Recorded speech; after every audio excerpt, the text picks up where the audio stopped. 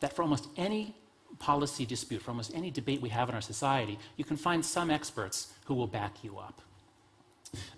And the reason is because within every society, on the left and the right, people have different visions of what democratic capitalism should look like. And to understand those visions, you have to understand the stories that people are telling about capitalism. Now, I'm a social psychologist, and I've studied morality for 27 years. And one thing that I've learned that I'm pretty confident about is that you can't really convince people on moral and political issues by giving them facts. And the reason is because human reasoning does not take place in a logical world based on facts. It takes place in an emotional world based on stories. And we don't even write these stories. We imbibe them, we drink them in as we grow up. We may not even be able to tell them ourselves. But when we see something, we hear something that fits with our favorite stories, we get a feeling of familiarity, and that tags it as true. So since the global financial crisis, I've been listening to the stories told by left and right about capitalism, and there are two main variants. It's so helpful to have names for these stories. It's so helpful to make them visible. And my hope is that if everybody has names for them and we can see them and maybe even laugh at them, we can make our problems a little bit less wicked. So what I did was, to prepare for coming here, I figured, okay, I can't just give a standard academic talk, but better make it a little more fun, more compelling. So I hired a video company to animate. I wrote out the stories, and I hired a video company to animate the two stories. So here they are. Once upon a time, work was real and authentic. Farmers raised crops, and craftsmen made goods with their own hands. But then, capitalism was invented, and darkness spread across the land as the smokestacks of the Industrial Revolution covered everything in soot. The capitalists became ever more skilled at extracting productivity from workers and pocketing the gains from their labor. The workers eventually fought back by unionizing. In the early 20th century, as the brutality and stupidity of capitalism were exposed, many governments granted workers some protection from the predators. Democratic welfare states were born. But the capitalists and their right-wing cronies were unrelenting. And in many countries, they have destroyed the unions, slashed regulations, and given the corporations free rein to exploit at will. So, the rich get richer, the rest of us get poorer, our democracy gets weaker, and the planet gets hotter. It is now the duty of every decent person to join the fight against global capitalism and the super predators it has unleashed upon us.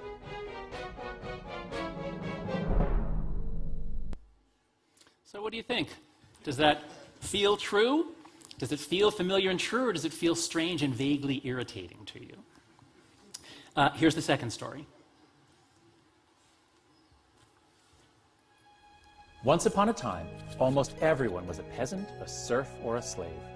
Kings and feudal lords took most of what people produced, so nobody had much reason to work hard. But then, in the 17th century, capitalism was invented and the liberation began. In England, Holland, and America, they discovered that when you give people property rights, the rule of law, and free markets, you turn on a switch in their hearts. People want to work when they can keep the fruits of their labor. They want to invent new products, provide for their children, and be useful to others. Free market capitalism enables them to do these things. In the 20th century, some countries embraced communism and centralized planning, always with the same result: shortages of everything, including food and freedom. But countries that embraced capitalism have grown prosperous in a single generation. Yet, despite the evidence of history, the left-wing egalitarians are unrelenting, and whenever they get control of a government, their first target is economic freedom. The egalitarians don't want to live in a world in which people who create more value for others get to enjoy more wealth for themselves. They'd rather that everyone be equal and equally poor. It is now the duty of every decent person to join the fight to protect capitalism and to extend its blessings to all of humankind.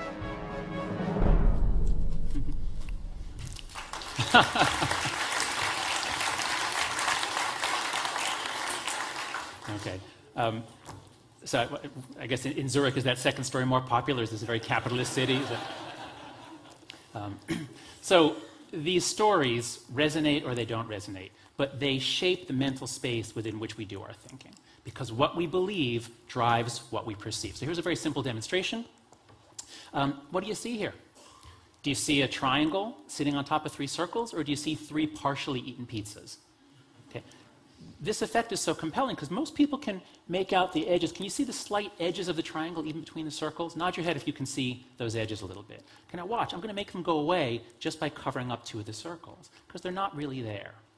Your brain is guessing that the most likely thing out in the world that would cause that is a triangle on 3 circles. And so then your brain tries to confirm the guess that it just made. And we're usually pretty good at confirming our guesses as long as there's any ambiguity.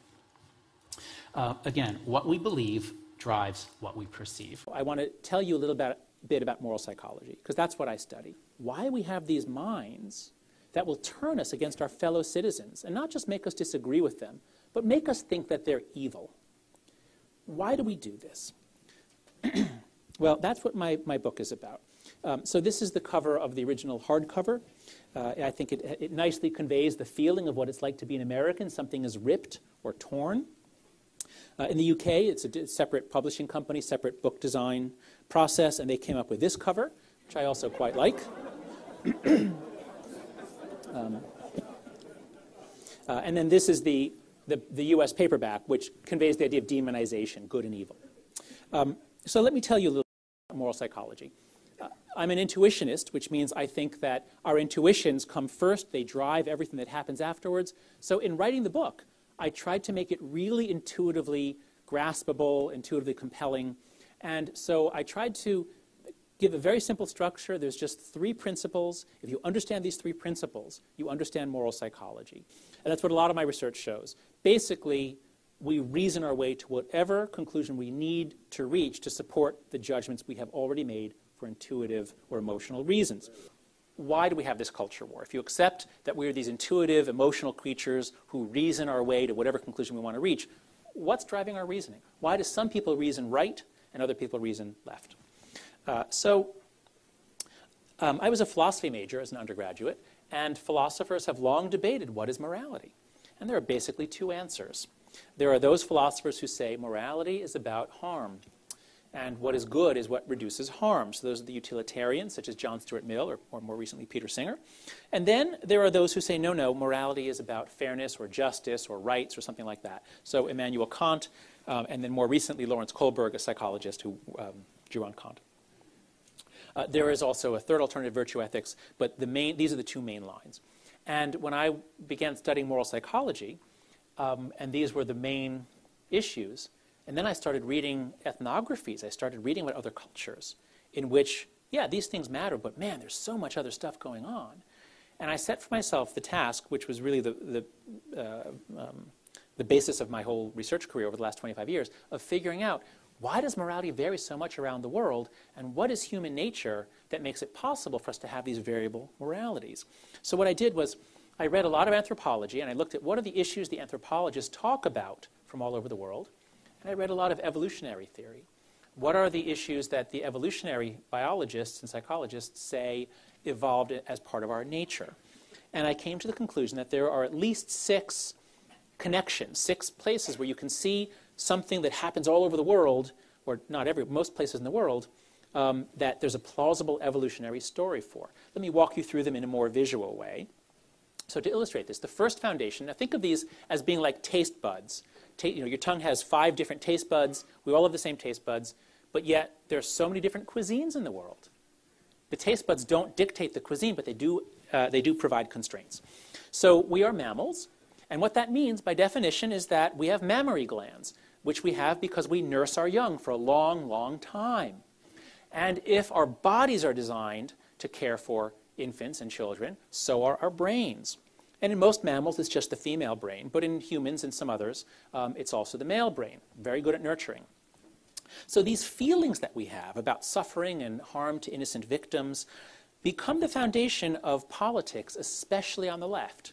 These are photographs I took at Occupy Wall Street. So many signs about compassion is our new currency, free empathy, free hugs. I can't hurt another without hurting myself. You do not see signs like this at a Tea Party rally. They just don't talk this way. Here's a car I photographed in Charlottesville, where I spent 16 years at UVA. So can you guess who this person voted for, Republican or Democrat?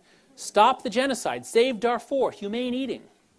If you choose to decorate your car exclusively with bumper stickers about this foundation, the CARE Foundation, overwhelmingly likely that you are a Democrat. Or maybe you don't like the Democrats because you think they've caved and you're green or something like that. The second foundation is fairness. You will never find a society that doesn't care about fairness, just as you'll never find a society that doesn't value care and compassion. But the key to understanding fairness is that it's not equality, it's proportionality. It's that we're really good at keeping track.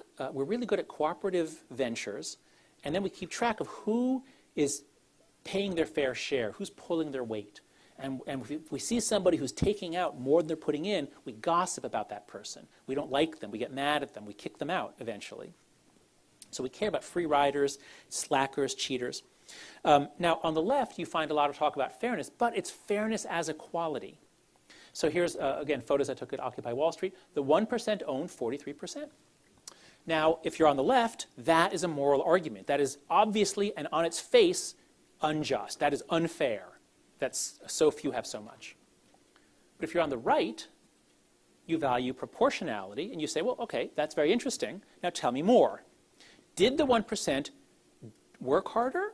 Did they do things that other people valued so that they contributed, iPhones and, well, I won't say Windows, because Windows actually isn't valuable. But anyway, I was trapped by it for so long, I'm finally free. Did they generate something that was, so the point is on the right, that is not a moral argument. That's just an economic fact. You have to say more to make it a moral argument. Tax the wealthy, fair and square. Everyone's in favor of fair taxes. On the left, it says, how can they let us go hungry every day? If there are hungry people, then the rich must be taxed more. That's an obvious, face-valid moral argument on the left, but not on the right. So if this is the way the left thinks about fairness, very different from the right. These are photographs taken at a Tea Party rally by political scientist Emily Eakins. Spread my work ethic, not my wealth. Stop punishing success. That's what a graduated income tax is. If we tax the rich at a higher rate, we're punishing the people who create more value. Again, the job providers or job creators, as Mitt Romney said. Stop rewarding failure with bailouts, welfare, all sorts of benefits for people who make mistakes. So everybody favors fairness, but boy, do left and right mean different things. It's not just in the US, this is in the UK. Let's cut benefits for those who refuse work. What do you think, Labour Party or Conservative Party?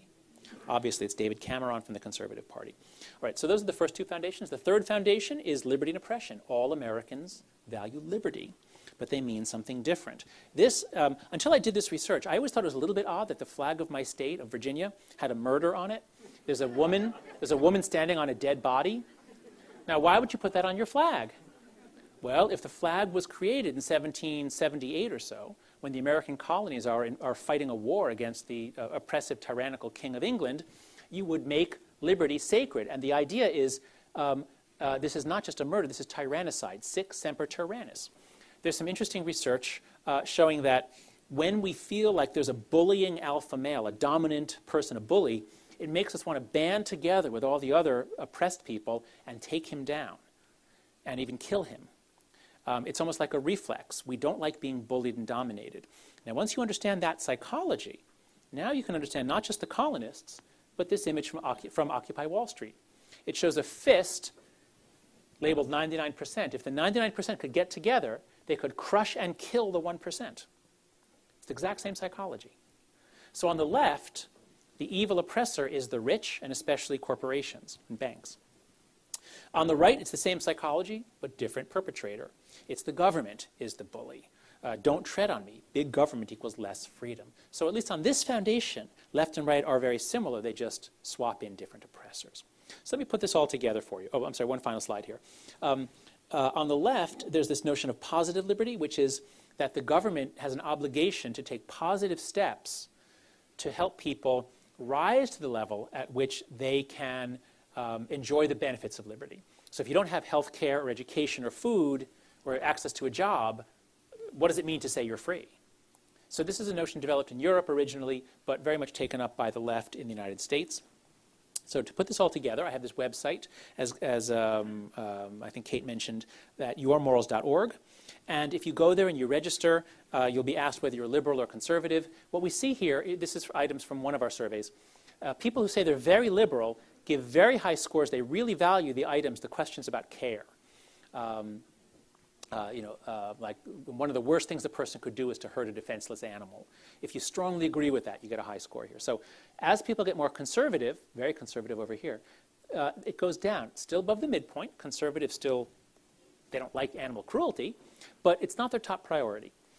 Whereas fairness as proportionality or economic liberty, well, the left cares about that, but as you get more conservative, you value proportionality more. So this simple graph can explain so much about the current battle going on in the United States between sort of the Tea Party right and libertarian movement allied with it as part of the Tea Party and the left. It really is now a culture war over fairness and liberty. So just like that, with different rankings. But the older culture war, the one that the religious right was a party to, is about the next three foundations. So the fourth foundation here is loyalty. We are groupish. We are able to work in groups. Some other animals can too, but they tend to be small groups, and they're always kin. Only humans can work in very, very large groups that are not kin. Soldiers are not kin, but they can fight together. They can risk their lives together.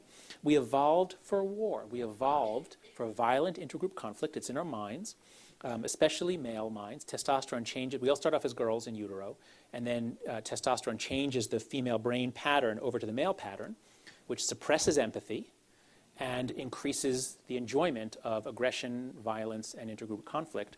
So much so that we had to invent sports to keep the boys happy. And we love sports so much that we invented super fandom, in which people do stupid, embarrassing things, but they get to be part of the tribe. Now, there's a big political difference in which side builds on this foundation. Who values group loyalty more, left or right? Well, obviously the right. So this is a sign in Charlottesville, Virginia. Stop Americanism. Now, maybe that was vandalism from a young jihadi in central Virginia who hates America, but I don't think so. I think it's more likely somebody, a teenager on the left, or an anarchist perhaps, who hates American imperialism. At Occupy Wall Street, there were a lot of American flags. Half of them had writing on them. They were used as political slogans. The flag is not sacred on the left. Now, to put a more positive spin on it, on the left, it's not that they don't like America, it's that they, as the sign says, God bless the people of every nation. On the left, people are uncomfortable about divisions. They don't like nations. They don't like nationalism. On the right, very different story. Lots of flags at the Tea Party, and not a single one has so much as a drop of ink or paint on it. You would not deface the flag. Ann Coulter can write books like Treason, Liberal Treachery from the Cold War to the War on Terrorism. So again, what I'm telling you is the left builds its morality on the care foundation primarily, and then some kinds of fairness and liberty, and that's it. The right builds on all six, including group loyalty. And the fifth foundation, authority and subversion. So these are displays of respect for authority from two very closely related species. So it's in our genes, it's in our nature to be hierarchical, to show respect for authority. But on the left, people are very uncomfortable with this. So this is, if you subscribe to the liberal magazine, The Nation, you could get a mug that says insubordination, which means undercutting authority, because authority is bad. For the left, authority is a bad thing. Hierarchy is a bad thing, so if it's there, undercut it, and then that's good. Whereas on the right, very different ideas. This is a church in Charlottesville. God's in charge, so shut up. So definitely not a Unitarian church. The last foundation, sanctity and degradation. So this is the idea that there's something sacred, something non-material, something that must be guarded, kept pure. You see this especially with ideas about chastity, female chastity, a big culture war issue. So this is the allegory of chastity, a medieval painting, and it's the Virgin Mary. She's surrounded by basically a rock chastity belt. There's a pure stream of water flowing beneath her legs. It's all about the virtue of chastity. And that sort of iconography, that sort of those ideas play well on among social conservatives, but they are positively evil on the left because it's sexism, it's repression. This is an image from Madonna's album Sex in the 1990s, in which sexuality of all kinds is celebrated, chastity becomes a vice. This is a photo I took in Charlottesville. Your body may be a temple, but mine's an amusement park. And this is a photo I took at Occupy Wall Street. Nothing is sacred. Nothing is sacred. Okay, I have no idea why anybody made that sign, but it could not appear at a conservative rally. That notion could not be expressed at a conservative rally. So again, there's this sanctity taste bud.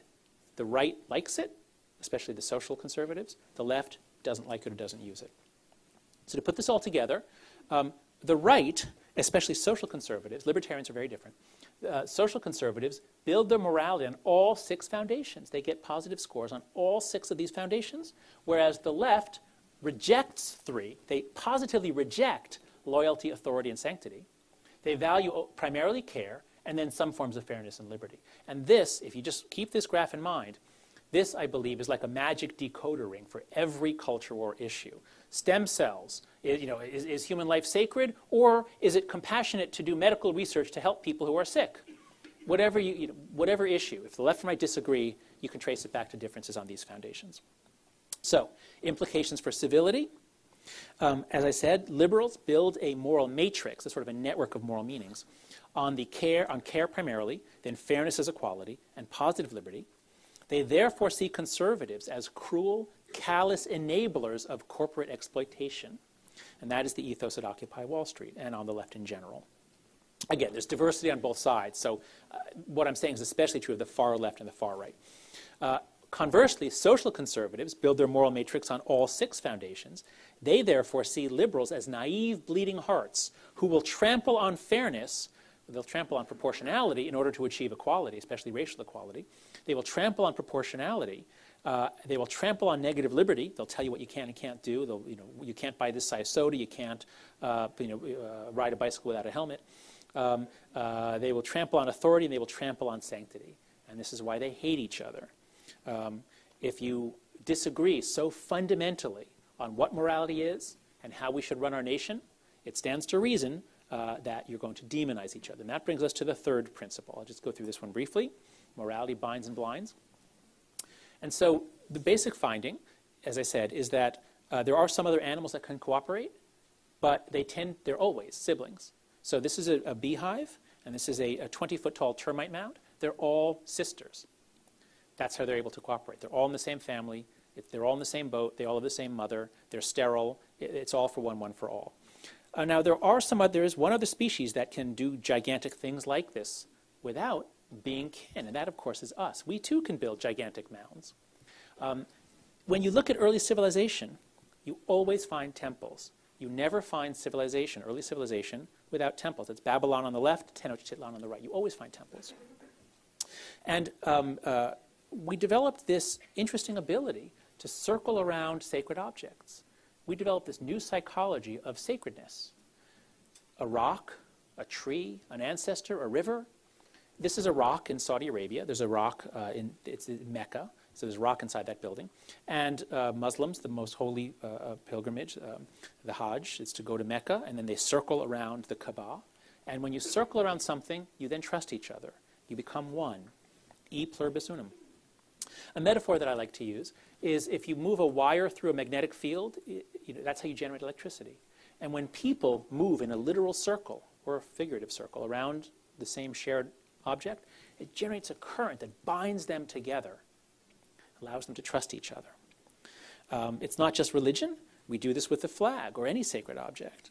But when we do this, when you generate that current, it generates a polarity, literally a polarity, positive and negative. Our side is good. Their side is evil. The very process of binding yourselves together when you circle a sacred object unites you in your hatred of those who don't respect your sacred object. That's another way of saying morality binds and blinds. As soon as you buy into an ideology and a team, you give up your ability to think for yourself. You give up your ability to be critical about yourself and your side. You buy into Manichaean thinking that misunderstands the motives and the words of the other side. So my hope is that if you learn some moral psychology, you'll be able to see this more in yourself, and we can all at least pledge to do a few things. The most basic is to simply commit to civility. That doesn't mean agreeing with everyone. That doesn't even necessarily mean being nice and friendly and polite. The key meaning is the ability to disagree with others while respecting their sincerity and decency. So just don't demonize. And you'll catch your friends. When you hear your friends saying those stupid conservatives or those immoral liberals, whatever it is, when you hear your friends doing it, gently stop them. Say, it might be kind of embarrassing to do this, but you're basically saying this is polluting our democracy. Okay, maybe you can't put it in quite those terms, but that's really what it is. It's okay, it's good to disagree, that's fine. It's the demonization. That's what is dangerous for a democracy. Spread the idea that this is a national emergency. Things are getting worse in Poland, just as they are in America. And you all love your country. You want your country to work well. You want your children to grow up in a better country. Take action. Everybody who cares about Poland should work together on reforms. Again, it's easier said than done, but this is a long-term project. This is a way of thinking that over the years might help you to improve your democracy. And the best way to do this, the best way to actually understand the other side is through relationships. It's very, very difficult to simply encounter arguments and say, oh, what a logical argument. But if you have friends or family in a different political party or on the other side, you have some affection for them, perhaps. That at least makes it possible for you to listen to them. Because as I've said, intuition comes first, strategic reasoning second. So if you can cultivate positive intuitions, positive feelings, if you can approach somebody in your family, let's say, who is on the other side politically, and start by acknowledging something that they are right about, saying something good about their policies or their party or whatever it is, that disarms them. That suddenly makes them see, oh, you're not doing the usual thing where you attack me and I attack you. That validates that you think they're not crazy. You think maybe they're even right about some things. And then that triggers an urge to reciprocate. And they will now be more open-minded to you. Not all the time, but often this will happen. And when it does, it's really thrilling. It's actually really fun to have conversations with people on the other side if you're trying to understand each other. So I urge you to try that as an experiment. So I'll end the way I end the book with this wonderful cartoon. There's a boy talking to his father. The father says, "Your mother and I are separating because I want what's best for the country and your mother doesn't." So, thank you.